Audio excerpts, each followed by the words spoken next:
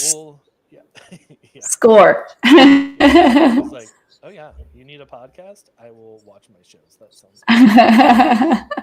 Um, but yeah, well, welcome everyone. I see. Okay, cool. We are live on Facebook, live on YouTube.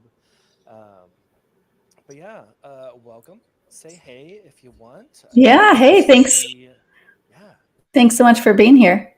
Yes. Thank you so much for being here. I always like to see where people are tuning in from. So, yeah, say hi, drop your name if you're on YouTube, I guess. And if you have any questions for KT or myself as we're talking today, drop them in the comments. I will be monitoring that and bringing it into the conversation. But yeah, KT, we can get started. Let's do it. Let me pop back over here to where I can actually see you. Okay, there we go. Still here. But still here. Well, sweet. Well, Katie, welcome to the podcast. I'm excited to chat today. This is gonna be a good topic. I always love this kind of um, you know using your business for more than just like a paycheck. So I am very excited for this. But yeah, thank you for being on the show. Yeah. Thanks so much for having me. I'm so excited to be here. And hello, everybody. Thanks for joining us. Yeah, yeah. Well, okay. So before we kind of get into like who you are, what you do, all of that. I like to just like ask random questions. And I have asked some of the listeners to provide some random questions to just ask anyone. So the one that we got for you is from Caitlin, and she asked, "What is your favorite movie song or score, or like a song from a movie?" Oh, my goodness. Favorite movie song. I mean, I'm a sucker for like a good return, rising again of the hero. So we actually just used I guess it's actually the original like Rambo, like coming back. Oh yeah. So I'm a good sucker for a comeback. So anything like that is right on point for me. Oh yeah, it just builds the emotions Yes. in you as a viewer. It's just like, oh yeah, I'm ready. I'm ready for this comeback. Yeah, Let's do this. it's so I find it fascinating how music can really change the way that you uh, experience a movie. I've seen there's a few TikToks where they're like, "What is a movie scene that had a good song, but if you changed it to a different one, it would be so much better." And every time that they Yeah. change it, it's usually something like that, like from Rambo or like a Rocky or something like that, where it's just like building up. And I'm like, yeah, this is better. This it just feels better.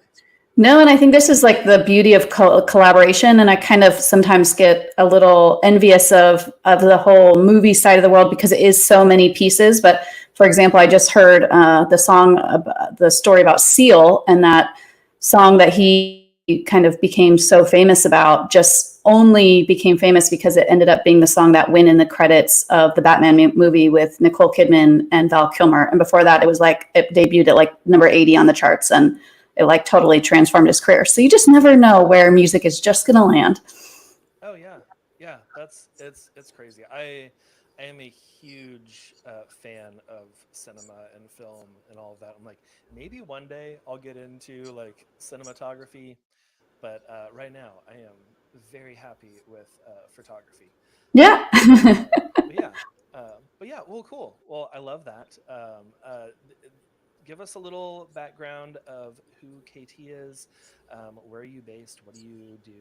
All of those things. Sure, sure. So, probably first and foremost, I'm a photographer, but I'm an artist at heart. Got my start really early on, went to photo school on a scholarship right out of high school. And so I've been in the industry now for over 20 years and started out in fashion, but migrated to destination weddings. And I still do some fashion mainly for bridal designers in the form of lookbooks and editorial work, that type of thing, but have really been focused on luxury destination weddings around the globe for the last 15 years. And I work together with my husband and business partner, Chad. I have a big fluffy dog named Rue. I'm a huge animal advocate and friend of the planet and all things sustainability, and really love, I mean, that's right, first thing I saw was your shirt, love all things creating, all things creative, and have really dove into the business, the creative business side of our work as well. And so I help educate other photographers and creative entrepreneurs as well.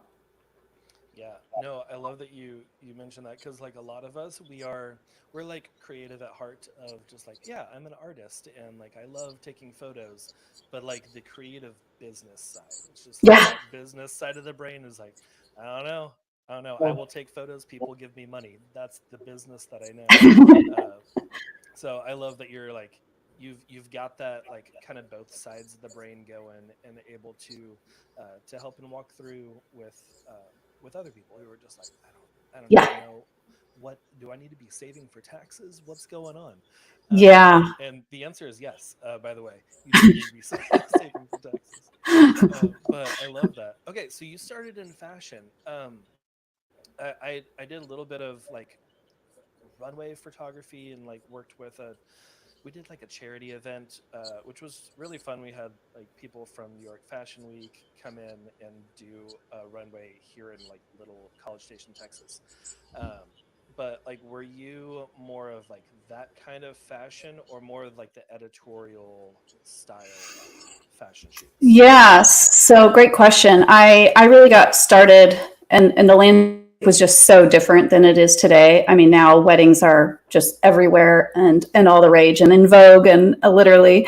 And back then that was not the case. And I think the only weddings Vogue was featuring were like the royal ones and the Kennedys and whatnot. And nowadays, that's obviously, we've really kind of flipped all of that so much. And so I started out as a photographer's assistant. So I worked for fashion photographers, and this was really the heyday, especially of catalog. For any of our youngins in the room, like I don't know if you remember Spiegel catalog, like literally going to like page 77 and saying like, I'll take 22F and Ruby, and that's how we did, how we did it. And that meant a lot of work for photographers and photographer assistants like myself. And so I started there and really grew into that industry, working all over the world, mainly, editorial, advertising, catalog, that kind of thing. But ended up becoming a digital tech eventually, did my handful of production and assisting fashion stylists, you name it, kind of was a vagabond of the fashion photography industry for about 5 years. Oh, very cool. Okay, Mhm. yeah, that is much more in depth than than I ever was. But it's so interesting how like everything has changed so much. Like just in the few years, when you think about like the long term, like even with photography being around since like late 1800s, and how just the past 15, 20 years has changed so much Yeah. in the photography industry, in like how we buy and sell things, to where we're not flipping through catalogs and then peeling out that mailer and filling in what we want and sending it out, and then waiting weeks and weeks. We're just like, cool, Amazon, and done. 2 day shipping. Yeah. It's going to be here tomorrow. Yeah. But yeah, it's crazy. But that's really cool. I like that. That's like how you got your start in like getting into uh, the world, which I see that fashion, definitely you pulled a lot of that into your wedding work too. Was that more intentional, or just kind of like happened because that's how you had been working with fashion?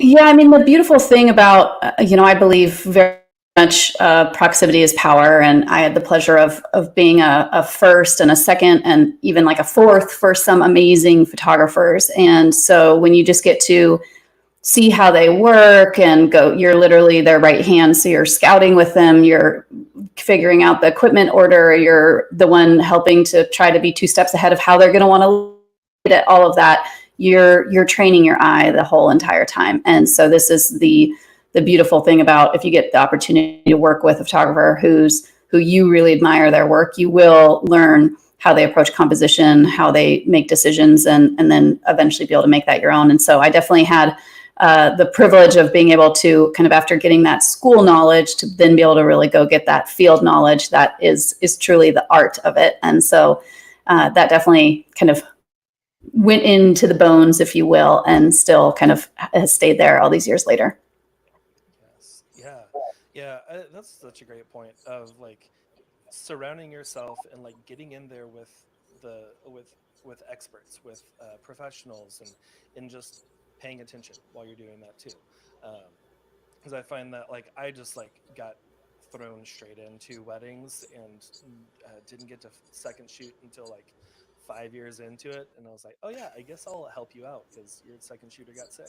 And then it was like, oh, this is so different, like seeing someone else work and being able Yeah. uh, to take little bits and pieces of like, oh, that's not something that I do. I'm going to incorporate that now. Yeah. Or that is not something that I do, and I do not want to do that. But yeah, no, I think it's really important, especially for those listening who are kind of at the beginning of your career, kind of getting into, weddings or fashion or families, whatever it is that you're wanting to photograph or do, to surround yourself with professionals and just try and be around them as much as you can. Yeah. Um, Yeah. I think it's a huge disadvantage actually for people that don't, for whatever reason. I think mainly because right now, which is the opposite of when I started, there's this idea of that you need to dive into the industry and then be like, on the top 10 list within 9 months or something. And I think it's just so, it's a huge disadvantage to not have the opportunity to learn from others for sure. oh yeah, for sure. Um, okay, so I know like our main topic today is how we can use our business as like a powerful force for good. Um, through I know you've been in business for a while, and I know of like some kind of charity work and stuff that you've been able to put together. How have you been able to use your business for a powerful force for good? Yeah, well, and I kind of started out like many people, just trying to figure it out to get this, ship out into the sea, chugging along as it should, and Mm-hmm. really kind of somewhere along the way, kind of woke up and was just going, oh my gosh, I've been doing this for 12 plus years now, or however many it was, and just going, and I'm not quote unquote successful enough to be able to at least be be contributing on some level to the things that are really important to me, and to making sure that I'm making a difference in other areas, but also other people's lives. And so that was just kind of eye opening for me. I think, like many people, I had this idea that I had to wait till I was old and gray and rich, and then I could be really helpful out in the world. And I think that that model is one that really just doesn't make sense for our society anymore. And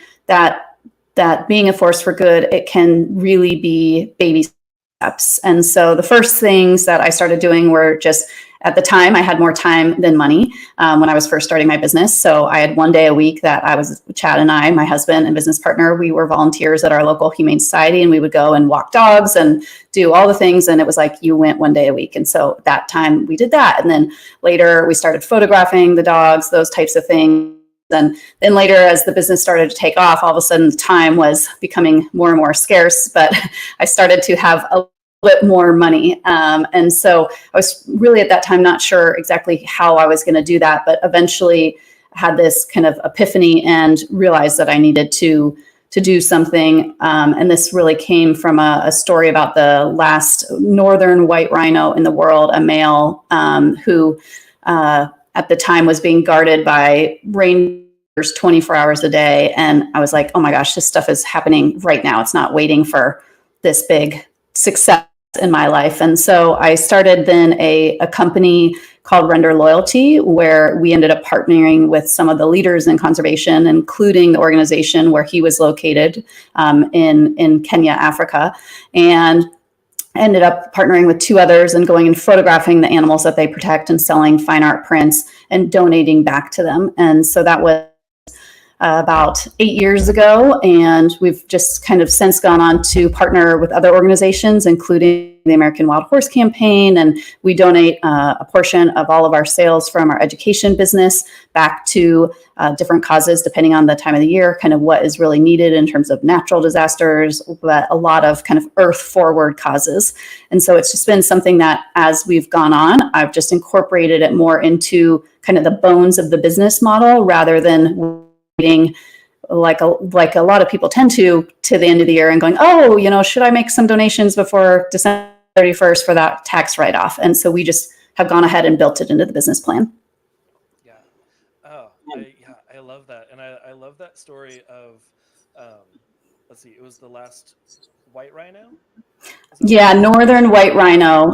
His name was Sudan, and he has since passed away. And there's two left in the world, two females, and they're his daughter and her daughter, and they're now doing a full in vitro program. If you guys want to look it up, you can look at the work at Old Pagetta, what they're doing. But it's really amazing to try to save this species from the brink of extinction. So we're literally like watching whole species come down to the last two and seeing what happens.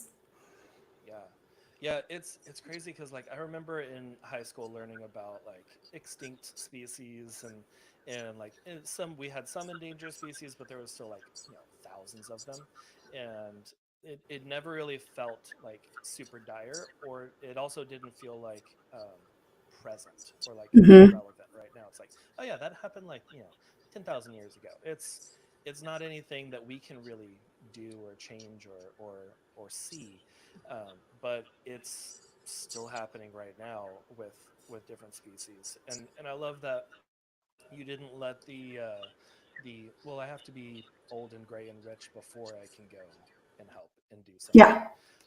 but actually, no, this is important, and it's important to you, and like that kind of that passion, like for those listening, like if you're trying to figure out like what am I passionate about, like look for the things that like pull at your heartstrings, and that are like, oh, this is something I would love to help with if I could, but you actually can, and you actually were able to, which is amazing. And I love that you've also like tied that into like built it into your business plan too, and it's not like a last minute like, oh yeah, it's the end of the year, we need to donate X amount in order to like fall below this tax bracket or whatever. um, but it's something that's just like, yeah, every dollar in, we've got a certain bit that is going to a fund to help places. um, and I love that business model. I think that would be, I mean, the world would be a better place if we could all like kind of build our businesses in that way. Yeah, and I think we've historically looked to big corporations, the government, all of these things to solve the world's problems, and then it really puts us in this kind of victimhood of like, oh, we're just all so failed by our governments and the big bad companies, where instead of just kind of complaining and acting like our hands are tied behind our backs, we're all incredibly powerful. And so even if it's the most actionable ways that I think people could do is you could literally take every booking for the rest of this year. You could add $20 or $100 or $200 when you quote the job. You decide what it is, and you literally just tack it on to the price. Nobody's ever going to not book you over price because of $100 shift one way or another if you do it in advance. And you don't need to tell them what it's for, but you internally have it earmarked where that isn't my money, that goes straight towards the cause that I care about, and it goes straight into another account. Boom. And whether it's quarterly, we do ours quarterly, we just take that little fund and we donate it. And those little types of things, not only do they have great tax incentives that we've really reaped the rewards of over the last few years when we've been doing this, but also if you can build goodwill into your business and really tell people about how you use your business as a force for good and how you can be a spokesperson for a cause and bring more awareness. Not everybody is going to care. Not everybody is going to kind of latch onto that, but there are going to be some people that go, gosh, I just love that you have this that you're contributing to the nonprofit for human trafficking or to whatever, you name your thing. And somebody is going to also just go when they're looking at you and some other photographer being like, I don't know why, but I really connect with this person. They really feel that. And the generation that's up, our next generation of couples, they care about this stuff deeply. They care about that your company's not just in it to do work and make a profit, but it's also has a good person with a full heart that's making the world a better place behind it. So it's got great incentives for business growth all the way around. Oh yeah, yeah, and like that. So this is something that I've also incorporated in my business when I came to my wife like 3 months after we got married, and I was like, so I want to start a photography business, and like had this whole thing written out, and we didn't have a lot of money. We were living, paycheck to paycheck from our 9 to 5 jobs, and we saw this as an opportunity to be able to like take some of the funds that we were bringing in on this side job and uh, and go help the organizations that we cared about, that were doing things that were making the world a better place. So we had like set aside a certain percentage from the very beginning, and one of them that we had partnered with was is called the Archibald Project, and they do they're both storytellers, husband and wife team, and they go and like take photos and videos of different orphanages so that they can share with people around the world so that their future families can find them. and Beautiful. and that was something that like at a wedding show I had a little pamphlet there about the Archibald Project. I was talking to people, and there was a couple that came up and they were like, oh, what is this? I explained all of that, and she like just started crying. I was like, I'm adopted. This means so much that this is part of your business. And she was like, we were looking at a few different photographers, but now I don't even like, you're the only one that we want to work with now. And Aw, and it's not like I'm not saying like everyone should do this so that you right. get That's not why you do educated. it. Yeah. It's not why you do it, but like it's an extra way of building that connection with people Yeah. that also share the same feelings and the same like they want the world to be a better place, and they see that you're out there helping do what you can do, and they want to partner with you and have that be part of their wedding day or part of just whatever photo shoot they're booking you for. um, Yeah.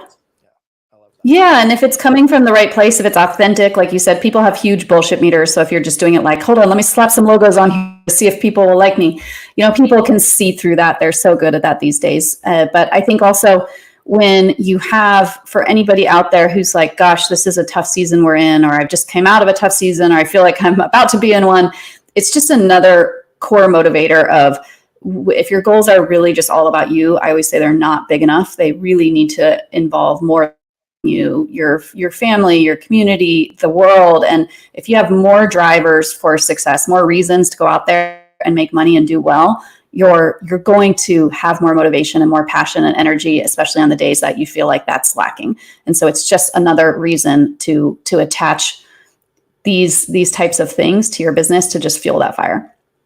Oh, 100%.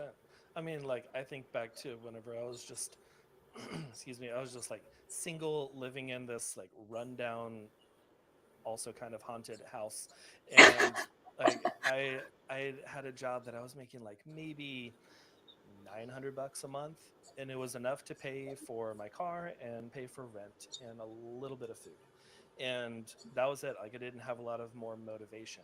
um, but once I had some goals of like, I want to live in a place that doesn't get below freezing inside the house, so my toilet bowl doesn't turn into ice. Like, like I had more motivation to get out there and like do other things or apply for more jobs or higher pay and all of that. So yeah, having that extra bit of motivation that's outside of just you or outside of your walls is huge. And I want to go back to what you said like a ways back, of like whenever you first started you had a lot more time than money, and that is a big thing because you don't have to have thousands of dollars that you can go and donate someplace or whatever. There's a ton of organizations that need photographers, that Yeah. need photos, like especially with the Humane Society, of like with really good high quality photos of these pets, people are much more likely to adopt them than a blurry iPhone photo of them just like cuddle like in the corner of a cage or something. It's like, no, Absolutely. like yeah, a very well done photo is gonna mean a lot more. And for all of photographers out there who are going, oh gosh, you're telling me to practice, but I don't have any work and everything, go try to light a couple of dogs with your flashes in a room and then try to get a dog to sit still and look you in the eye. I mean, this is like a photography boot camp. You will be, if you can do this, you can handle a wedding, step and so I just think there's so many opportunities out there to go flex your muscles in terms of your craft and your creativity and be able to just get more experience. It's just one more, tool in your tool belt. Yes. Oh yeah. No, I love that. It is always good to go and practice Yeah. more, and do stuff that's like not in your niche. Like if you're a wedding photographer, um, don't just be like, oh well, I'm gonna offer like a free wedding to someone, which could be helpful. And I've taken part of those of like giveaways and stuff and doing that. But like yeah, like you were saying, like trying to light a dog that's just like doesn't know who you are and is maybe not super friendly. It's like this is a lot. This is we're gonna they're gonna the work you to get that photo. Yeah, absolutely. And you never know where your next client might be. So I think that's the other thing is I remember Brian Raffinella, he is a top planner and he got his start planning and events for charities, doing charity galas. And while those didn't pay much at all, when he finally kind of launched his career, his first clients were in that room and he went straight into the big leagues. And so I think it's just also when you're coming from that right place, the last thing I think you want to be doing is when you're feeling like you're low on work, just sitting at home, watching Netflix. Get out and do good, get some more experience, make connections. You just never know where it might.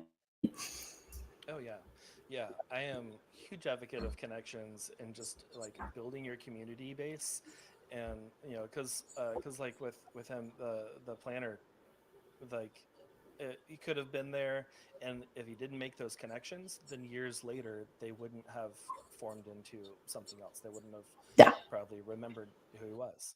Um, so yeah, love getting out there, making connections, and doing things. Um, so I mean, we've kind of already talked about like a lot of different reasons why it's like really important to be doing good in your business and to use your business as a force for good. Do you have any last suggestions for the listeners, like maybe who are don't know where to go, what direction they want to do something for good, but they're not really too sure, or like some next steps that people can do?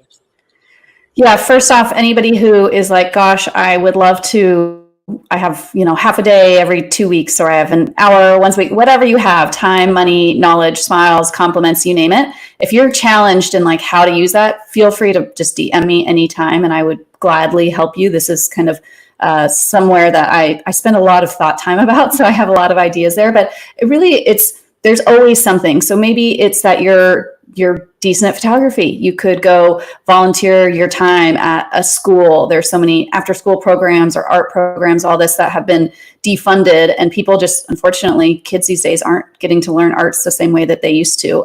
There's, like we said, whether it's adoption of humans or animals, there's everywhere needs help and support. Our foster, there's lots of nonprofits around foster care for children that, once again, need great pictures of these adorable kids. There are all sorts of things. You could absolutely just help another photographer in your network who maybe needs some help. And all of these, you learn a lot by doing, but you also learn a lot by teaching. So if you can help somebody else to kind of maybe mentor them a little bit, you just never know where that's going to lead. And I think if you really come from a place of giving, so many people right now are a little standoffish. And I think the more that we can kind of realize a rising tide lifts all boats, the more that we all succeed, we all really prosper. So just come from that place, but I'd be happy to personally help. And like I said, it could be as simple as just for the rest of the year, your contracts, when you go to quote a job, just tack on $100 and decide in advance where that's going and just view it as not your money and just make sure each quarter that it goes where you allocated it for. Could be that simple. Yeah, I love that. I love that it's just super simple. Just tack that on. It's already built into the prices, Yep. and there's not like a hey, so my packages used to be $3,000, now they're 310 or three Right. one hundred or whatever, and like you can just build it into the price, restructure your Yep. prices, and that's it. And Yes. and then it's just like a bonus that people are like, oh, you're using some of what I paid you to go do these amazing things. That's great. Yeah. So okay, Yeah, absolutely. And hopefully you guys are all doing custom tailored proposals already. So if you are, this is super easy. But if not, I have a workshop to help you with that because that's a whole nother thing. yeah, yeah, oh yeah, that is a whole nother podcast. We could go for a couple hours on that, I'm sure. But yeah, and we'll if you have a link for that workshop, I can throw it in the show notes too, Yeah. so that people can follow along and get that because that is some really great information. Yeah, absolutely. But yeah, well, okay. So, KT, this was amazing. I loved our conversation. Before we kind of like wrap up, let people know where they can follow you and contact you afterwards. Um, there's part of the show that I like to do where we talk about what we're loving this week. It could be like a book, TV show, something like that. Really anything. What are you loving this week? Oh my goodness. Well, we are just finishing up a year-long remodel project, so I feel like we're in major like home mode of just doing all sorts of things like that. So I have been actually really loving composting, but in addition to that, I love these. They're stasher bags. They're a sustainable alternative to Ziplocs. And if you take one, and this is going to be very specific, so everyone stay with me, but if you Okay. take one and then you take all your scraps like garlic scraps, onion scraps, herb stems, all like the carrot peels, you name it, put it in the stasher bag in the freezer. When it's time, then you can pull it out and you can just throw it in a pot and boil it and make your homemade veggie broth for the rest of the winter. So literally just from your scraps, any way to just be a little bit smarter and just not have to go buy a store-bought thing in a carton. I've been loving all those little tips and tricks. Yeah. Oh no, I love that because we're constantly like, especially this time of year, we're making a lot of soups and we're Yes. making stews and stuff, and we're going through broth left and right. Yeah. So yeah. Oh, I love that. Okay. Yes. So just have a little scraps bag that you keep in the freezer and you can just add to it. The only caveat is you don't want to add like your peppers or anything like, because those make your broth really spicy, or anything like broccoli or cauliflower. It'll make it better. So just everything else that's like, you can always Google that. But Okay. yeah, Cool. Okay. I like that. Like, yeah, hey, random tip. random tip. I didn't even know I was getting that today, and I love it. Sweet. Okay. With the composting, quick question, because we're wanting to compost. We're renting this house right now, so we're like trying to figure out a good not in the ground composting. Yeah. How is yours? Do you have like the turning like barrel kind of composter, or what do you do? Yeah, so I'm even more limited than you are. So if you can do it in your yard, you can literally do it like even with like a chicken wire and like put it around like that. And you can do homegrown. They also just have ones that are, like you said, the turning ones are just slightly up. I Hmm. actually, we're on the fifth floor in a condo right now as we're finishing up this project. So I actually ended up with a counter composter. It's from Lomi, Lomi, that literally you kind of throw all your scraps in there and you can click a button and for like less energy than it runs a dishwasher, it will turn all that straight into compost. Wow. Yeah. So, Okay. so for my city dwellers, that's a great option. Yes. Yes. And you can Okay. also, most farmers markets will accept compost. So that's the other thing is if you can have like a compost bin, even you can just take it all. Obviously, the benefit you're making your own is that then you can repurpose it in your own garden, which, uh, the benefits go on for days. Oh yeah. Yeah. I love that sustainability and just like using things that we would just throw in the trash, but to repurpose. There's a guy that I follow on TikTok that's all about eliminating food waste, and he's just Yep. like, whenever you peel the potatoes, don't just throw away those potato skins. Like, soak those, throw some olive oil, some salt and pepper, pop them in the oven, and then you have like little potato chips. Um, Chips. Yeah. yeah, amazing. Yeah, exactly. And everyone's complaining about inflation and food costs and all this. And I go like, most of the time we could also just be a lot smarter with our food and all of that. And, just it adds up. It's little things, it's healthier. So the better you feel, the better you're going to feel in your business too. yeah, yeah, awesome. Well, cool. That's great. Let's see. What am I loving this week? I I recently finished a show on Hulu that I thought was really good and very interesting, kind of mystery type. Didn't really know what was going on. Things kind of plot keeps changing a bit. Called The Other Black Girl, and it follows. I think they're a magazine company, and like she comes in as like an assistant writer or a writing assistant, and like there's only one other black girl in the company, and like it's just Mm. this whole thing of like I don't know. I can't really talk too much without giving away some of the twists, but it was really good. It's like maybe 8 episodes or so on Hulu. Cool. But yeah, I thought it was really good. The acting was great too. Well, Um, if you're looking for a new one, then check out Griselda, which is Sofia Vergara, and that's all. I'm based in Miami. It's all kind of the Miami Coke, early Coke scene and whatnot. Really, really well done. Okay. I saw a trailer for that and I Yeah, immediately added it to my list. I was like, "Oh, yeah, this is going to be good." yeah. Check that one out. Like yeah, it looks like yeah, kind of like that Kingpin type Yes, drug lord kind of shoot 'em up movie, and yeah, I'm like yeah. this is going to Based be on a good. true story and a woman badass. Count me in. Oh yeah, 100%. Yeah, and Sofia Vergara she's amazing. I always love Yeah. the stuff that she's doing. So, well, sweet. Okay, well, Katie, where can people find you? Where can they follow along and get to know you more? Yeah, well, thank you again so much for having me.